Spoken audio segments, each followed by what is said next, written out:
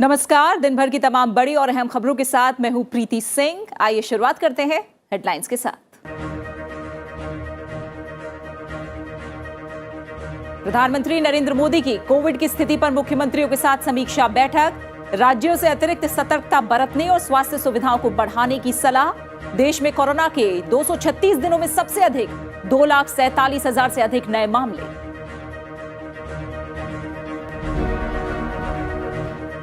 अब तक 15 से 18 साल के 3 करोड़ से अधिक किशोरों को कोरोना वैक्सीन की पहली डोज।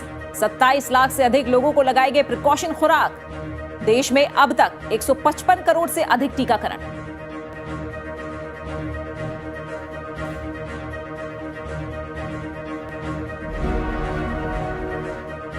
उत्तर प्रदेश विधानसभा चुनाव को लेकर बीजेपी की केंद्रीय चुनाव समिति की दिल्ली में बैठक। मीटिंग में पहले और दूसरे दौर की 172 विधानसभा सीटों के उम्मीदवारों पर चर्चा। कांग्रेस ने उत्तर प्रदेश के लिए 50 महिलाओं समेत 125 प्रत्याशियों की पहली सूची की जारी।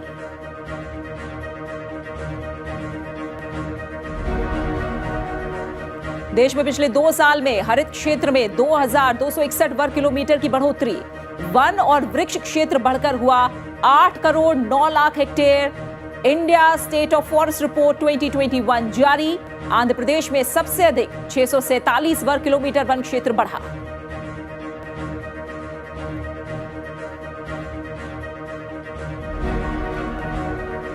और हर्षोल्लास से मनाया जा रहा है लोहड़ी का पर्व। राष्ट्रपति, उपराष्ट्रपति और प्रधानमंत्री ने लोहड़ी, मकर संक्रांति, बिहू और पोंगल की दी बधाई। सभी देशवासियों के अच्छे स्वास्थ्य, सुख और समृद्धि की कामना।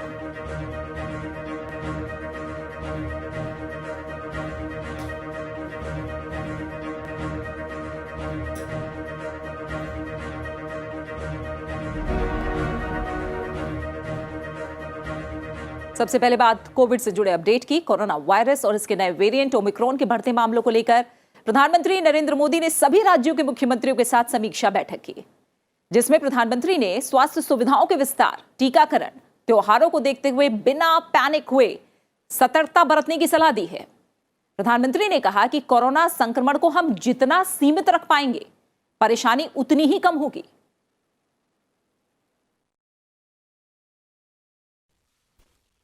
हमें ये देखना होगा कि त्योहारों के इस मौसम में लोगों की और प्रशासन की अलर्टनेस कहीं से भी कम न पड़े।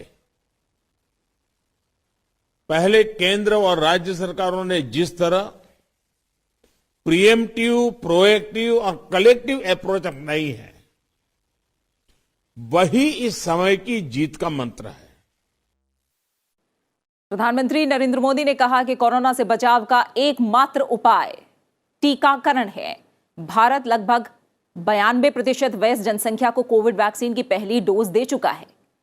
देश दूसरी डोज की कवरेज में भी 70% के आसपास पहुंच चुका है। हमें पूर्ण टीकाकरण हासिल करने के लिए प्रयास करना होगा।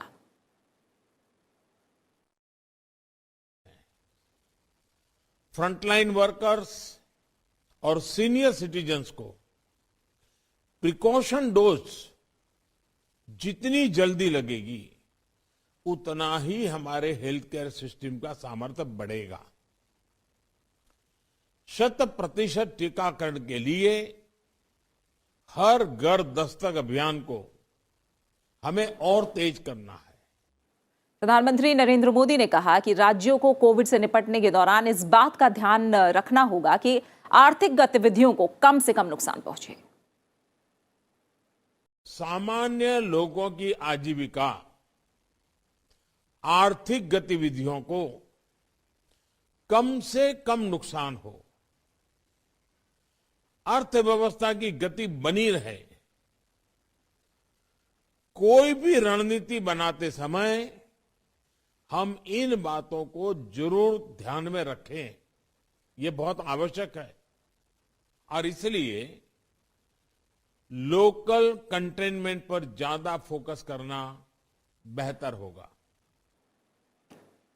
प्रधानमंत्री नरेंद्र मोदी ने राज्यों से ओमाइक्रॉन और दूसरे वेरिएंट से निपटने के लिए स्वास्थ्य सुविधाओं को लगातार बढ़ाने पर जोर दिया।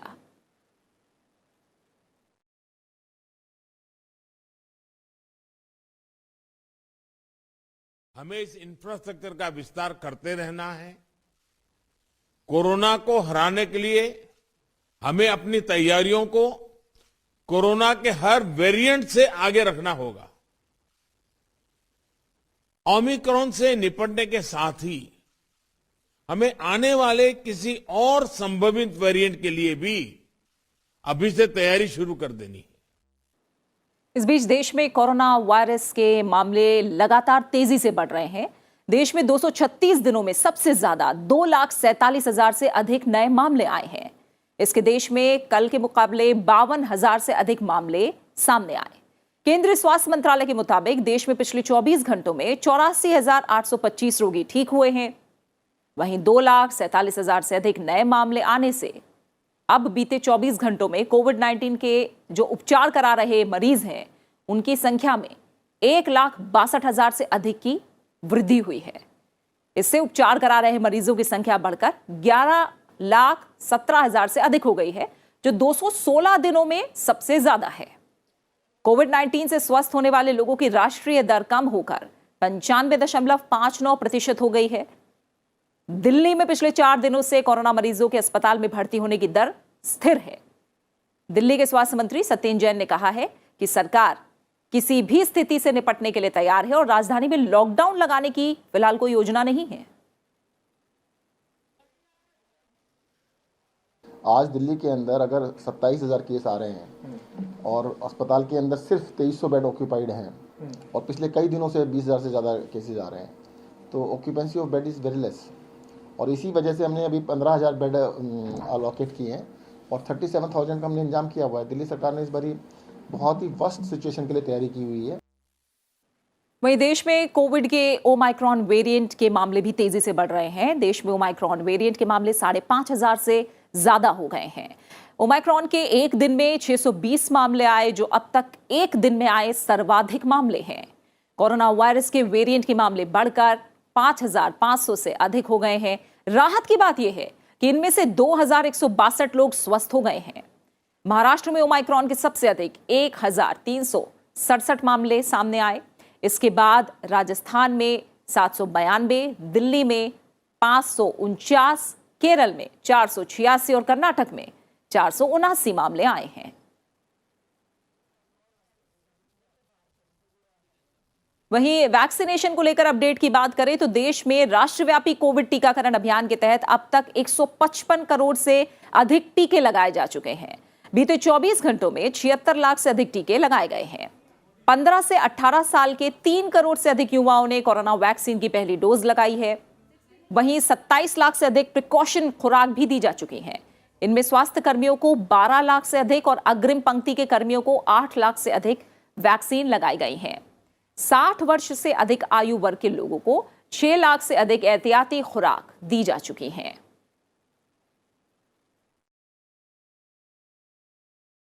कुछ और अहम खबरें। उत्तर प्रदेश विधानसभा चुनाव की अधिसूचना से पहले आज बीजेपी की केंद्रीय चुनाव समिति की दिल्ली में बैठक हुई। इस बैठक में 172 विधानसभा सीटों को लेकर चर्चा हुई।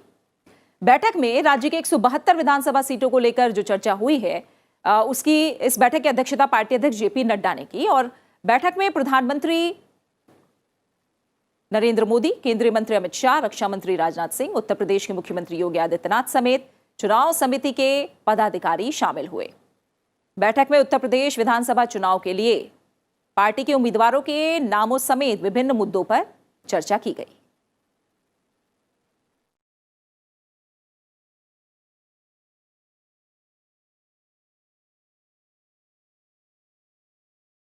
आज की इस बैठक के माध्यम से जो 172 सीटों को लेकर चर्चा हुई, बहुत सार्थक हुई और भारतीय जनता पार्टी शानदार विजय, जैसी विजय हमने 2017 में प्राप्त की थी, उससे भी शानदार विजय हम 2022 में प्राप्त करेंगे।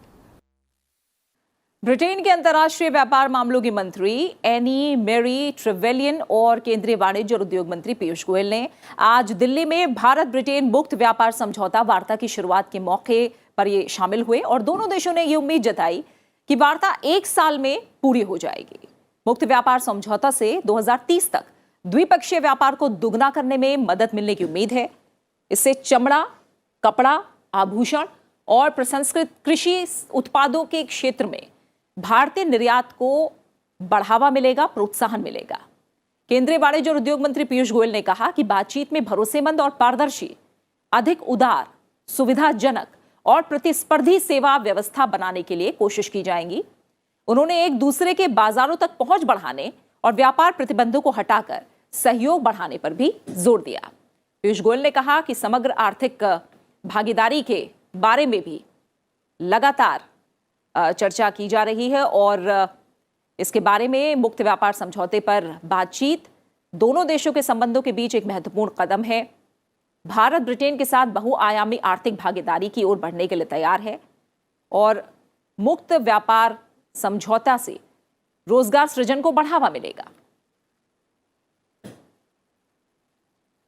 Today's discussions have also focused a lot on ensuring that the free trade agreement is accompanied by significant progress in market access issues, which will help expand sectoral cooperation and also remove any trade restrictions beyond tariff restrictions. This will truly generate both direct and indirect jobs in both countries. The UK and India have a golden opportunity to forge a new economic partnership as India's economy is set to rapidly grow. Building on our enhanced trade partnership and the continued work of the UK-India Joint Economic and Trade Committee, the JETCO, an India-UK trade deal would supercharge our bilateral economic relationship. आज शाम जलपाईगुड़ी के डोमोहानी में बड़ा train हादसा हुआ है। गुवाहाटी जा रही बीकानेर एक्सप्रेस ट्रेन की 12 बोगियां शाम करीब 5 बजे बेपटरी हो गई, यानी पटरी से उतर गई। मौके पर राहत और बचाव का काम जारी है। इस घटना की खबर मिलते ही स्थानीय लोग मौके पर पहुंचे, राहत और बचाव के काम में वो जुटे। रेलवे ने बयान जारी किया और कहा कि गुवाहाटी बीकानेर एक्सप्रेस ट्रेन की 12 बोगियां बेपटरी हो गई। डीआरएम और एडीआरएम घटनास्थल पर पहुंचे हैं। मेडिकल वैन को भी भेजा गया है। जलपाईगुड़ी प्रशासन के मुताबिक हादसे में फिलहाल 3 लोगों की मौत की खबर है और कई लोग जख्मी हुए हैं। गुवाहाटी बीकानेर एक्सप्रेस के पटरी से उतरने की उच्च स्तरीय रेलवे सुरक्षा जांच के आदेश दिए गए हैं। रेलवे हेल्पलाइन नंबर भी जारी किए गए हैं।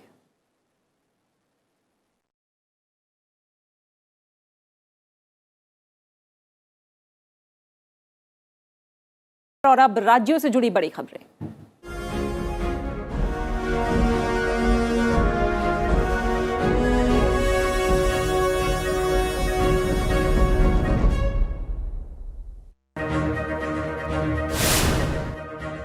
उत्तर प्रदेश में विधानसभा चुनाव के लिए कल अधिसूचना जारी होने के साथ ही पहले चरण के लिए चुनाव प्रक्रिया शुरू हो जाएगी। 10 फरवरी को राज्य के पश्चिमी हिस्से के 11 जिलों की 58 सीटों पर चुनाव होना है, मतदान होना है। दूसरे चरण में 14 फरवरी को राज्य की 55 सीटों पर मतदान होगा, जबकि राज्य में 10 फरवरी से 7 मार्च तक 7 चरणों में वोट डाले जाएंगे।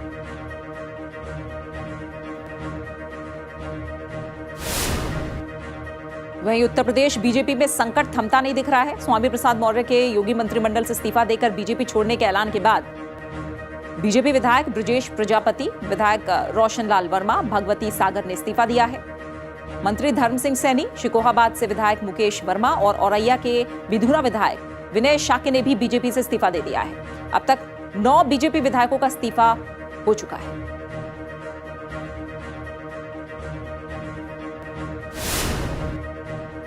जम्मू कश्मीर के कुलगाम में आतंकियों से मुठभेड़ के दौरान शहीद पुलिसकर्मी रोहित कुमार चिब का पार्थिव शरीर आज उनके घर जम्मू पहुंचा। शहीद का शव देखते ही परिजनों में कोहराम मचा। मौके पर मौजूद रिश्तेदारों ने अधिकारियों से आतंकियों का खात्मा करने की मांग की। कुलगाम ऑपरेशन में 3 सुरक्षा बलों के साथ 2 गांव वाले भी घायल हुए थे।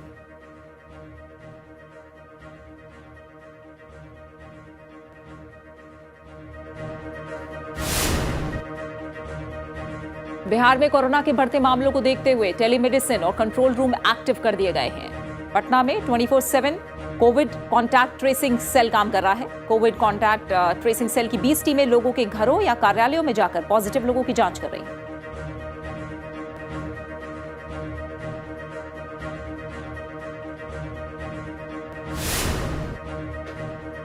राष्ट्रीय राजधानी दिल्ली समेत उत्तर भारत में आज भी कड़ाके की सर्दी जारी रही। पहाड़ों पर बर्फबारी की वजह से मैदानी इलाकों में ठंडक बढ़ गई है। राजधानी दिल्ली में आज सुबह कोहरा छाए रहने से विजिबिलिटी भी कम रही। दिल्ली में आज का न्यूनतम तापमान 6 डिग्री सेल्सियस जबकि अधिकतम तापमान 19 डिग्री सेल्सियस रहा।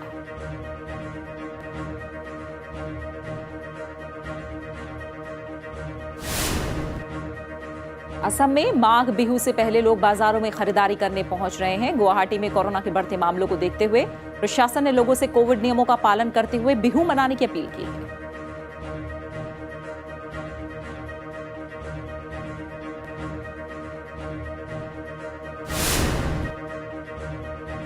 स्वर कोकिला और देश की मशहूर गायिका लता मंगेशकर की स्वास्थ्य स्थिति में थोड़ा सुधार हुआ है। हालांकि वो मुंबई के ब्रीच कैंडी अस्पताल के आईसीयू वार्ड में अभी हैं।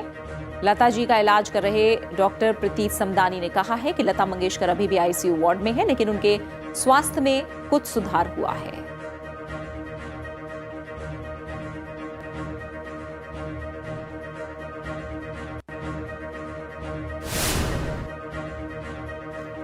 उत्तर प्रदेश विधानसभा चुनाव के लिए कांग्रेस पार्टी ने पहली लिस्ट जारी कर दी है। यूपी कांग्रेस प्रभारी प्रियंका गांधी वाड्रा ने कांग्रेस की पहली लिस्ट जारी की।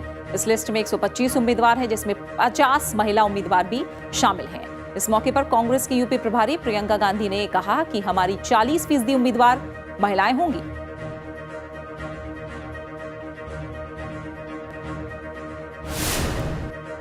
कांग्रेस की कर्नाटक इकाई ने कोविड-19 संबंधी चिंताओं के कारण और जन स्वास्थ्य के हित में अपनी मेकेदातु पदयात्रा अस्थायी रूप से रोकने का फैसला किया है। राज्य विधानसभा में विपक्ष के नेता सिद्धरमैया ने यह जानकारी दी। उन्होंने कहा कि कोविड-19 की तीसरी लहर की धीमी पड़ने और पाबंदियों में ढील दिए जाने पर पदयात्रा फिर शुरू की जाएगी।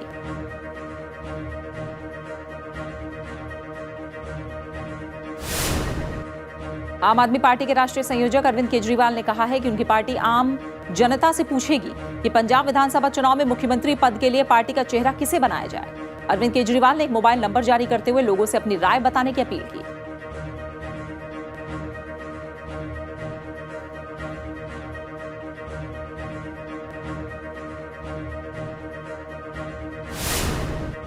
जम्मू कश्मीर में सुरक्षा बलों ने इस साल अब तक 8 कामयाब ऑपरेशन किए हैं, जिसमें 14 आतंकवादियों का सफाया किया गया है। इसमें 7 पाकिस्तान के दहशतगर्द भी शामिल हैं। जम्मू कश्मीर डीजीपी दिलबाग सिंह ने कहा है कि 2021 में जिस तरह बड़ी तादाद में दहशतगर्दों का सफाया हुआ, उसी तरह 2022 में भी हमारे बहादुर जवान डटकर दहशतगर्दों का मुकाबला करते रहेंगे।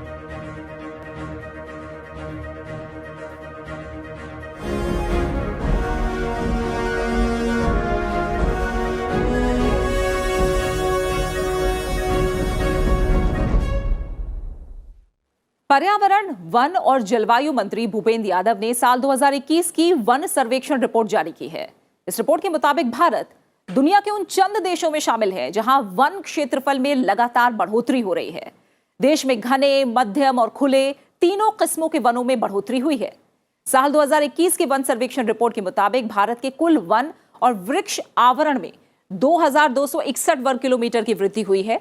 इसमें से देश के वन क्षेत्रफल में 1540 वर्ग किलोमीटर और वृक्षों के क्षेत्रफल में 721 वर्ग किलोमीटर की वृद्धि देखी गई है।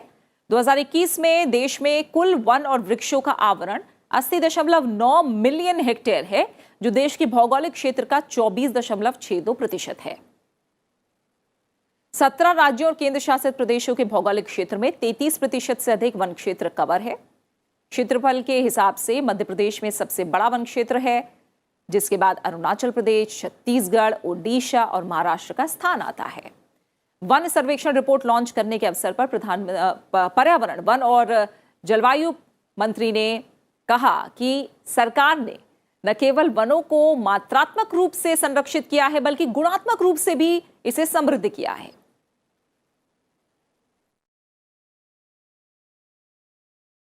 हमारे यहाँ जो फॉरेस्ट सर्विस है, एक लंबे समय से 2 दशकों से ज्यादा से हर 2 वर्ष में एक द्विवार्षिक रिपोर्ट दी जाती है। उसी क्रम में रिपोर्ट दी गई है, जिसमें विभिन्न पक्षों में, चाहे ग्रीन कवर को बढ़ाने का विषय हो, चाहे हमारे टाइगर रिजर्व्स का विषय हो, चाहे जलवायु संकट के समय का विषय हो, चाहे हमारे देश का जो कार्बन स्टॉक है उसके असेसमेंट का विषय हो, उसकी पूरे 2 वर्षों की एक समीक्षा रिपोर्ट प्रस्तुत की जाती है। इस समीक्षा रिपोर्ट में भारत में फॉरेस्ट कवर बढ़ा है। भारत और चीन के बीच कोर कमांडर स्तर की बातचीत का 14वां दौर करीब 13 घंटे तक चला।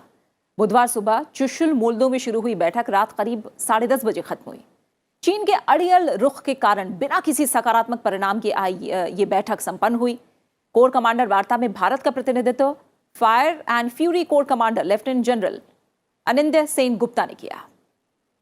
भारत और चीन के बीच 14वें दौर की वार्ता में भारत की तरफ से हॉट स्प्रिंग, डेप्सांग और डेमचौक इलाकों में सैनिकों की पूर्ण वापसी पर जोर दिया गया। तनाव वाले इलाकों में चीनी सेना के पीछे हटने पर भी चर्चा हुई। पूर्वी लद्दाख में एलएसी के पास चीनी सैनिकों के भारी जमावड़े का भारत ने पुरजोर विरोध किया और चीन पर इसकी पहले वाली स्थिति बहाल करने का दबाव बनाया। हालांकि दोनों देशों के बीच हुई वार्ता में इन मुद्दों का कोई ठोस समाधान तो नहीं निकला, लेकिन दोनों ही देशों ने लद्दाख में एलएसी पर विवाद को आपसी स्वीकार्य तरीके से सुलझाने के लिए काम करने का फैसला किया। पूर्वी लद्दाख में पिछले 20 महीनों से गतिरोध जारी है। कई स्थानों से भारत चीन ने अपनी सेनाएं पीछे हटाई हैं, लेकिन कई स्थानों पर गतिरोध कायम है। पिछले साल 10 अक्टूबर को 13वें दौर की वार्ता हुई थी, जो बेनतीजा रही। हालांकि लद्दाख में जारी सीमा विवाद पर बातचीत के दरवाजे अभी बंद नहीं हुए हैं। बताया जा रहा है कि सैन्य और कूटनीतिक स्तर पर दोनों देशों के बीच जल्द ही एक और दौर की बातचीत होगी।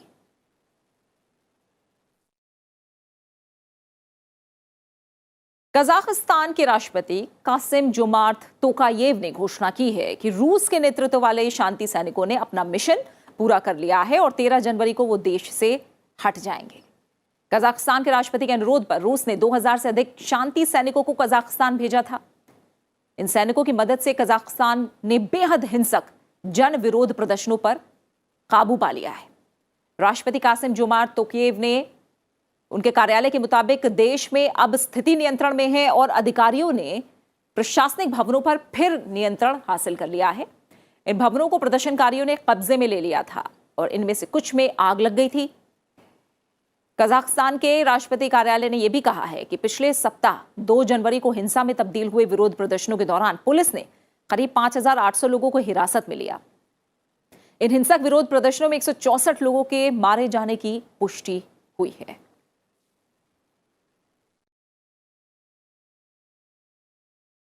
देश भर में लोहड़ी और मकर संक्रांति का पर्व धूमधाम से मनाया जा रहा है। हर साल की तरह 13 जनवरी के दिन लोहड़ी का त्योहार मनाया जा रहा है। इसे उत्तर भारत के कई राज्यों में मनाया जाता है। राष्ट्रपति, उपराष्ट्रपति, प्रधानमंत्री और लोकसभा अध्यक्ष ने देशवासियों के अच्छे स्वास्थ्य, सुख और समृद्धि की कामना करते हुए लोहड़ी, मकर संक्रांति, बिहू और पोंगल की बधाई दी है। आज देश भर में हर्षोल्लास से लोहड़ी का पर्व मनाया जा रहा है। उत्तर भारत के कई राज्य, पंजाब, हरियाणा, दिल्ली समेत तमाम राज्यों में लोग धूमधाम के साथ लोहड़ी मना रहे हैं। इसे नई फसल की कटाई की खुशी में मनाया जाता है। इस दिन शाम के समय आग जलाई जाती है और आग में गेहूं की बालियों, तिल से बनी रेवड़ियां और मूंगफली अर्पित की जाती है और पूजा की जाती है। लोहड़ी के साथ ही कल मकर संक्रांति, पोंगल, भोगली बिहू, उत्तरायण और पौष पर्व का त्योहार भी मनाया जाएगा। मकर संक्रांति भी ऐसा ही एक उत्सव है।